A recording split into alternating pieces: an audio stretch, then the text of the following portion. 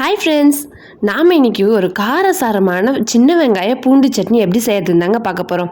இந்த சட்னி செய்ய கரெக்டாக ஒரு 5 மினிட்ஸ் போதும். இந்த சட்னி பார்த்திங்கன்னா இட்லி தோசைக்கெலாம் பக்காவான சைட் டிஷ். வாங்க அது எப்படி செய்யுதுன்னு பார்க்கலாம். ஃபஸ்ட்டு ஒரு மிக்ஸி ஜாரில் ஒரு 20லேருந்து 30 சின்ன வெங்காயம் சேர்த்துக்கோங்க. இது கூடவே ஒரு 20 பல்லு பூண்டு சேர்த்துக்கோங்க.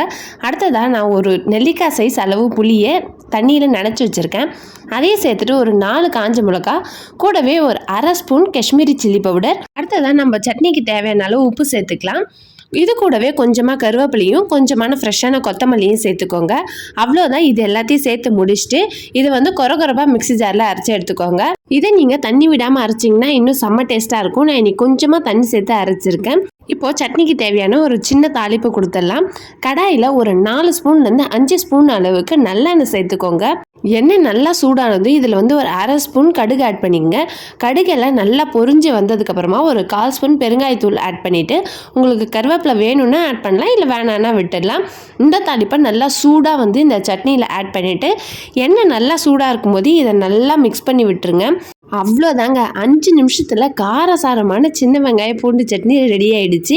இந்த சட்னியை நீங்கள் இட்லி தோசைக்கு வச்சு சாப்பிட்டு பாருங்கள். நீங்கள் எத்தனை இட்லி எத்தனை தோசை சாப்பிட்றீங்கன்னு உங்களுக்கே தெரியாது.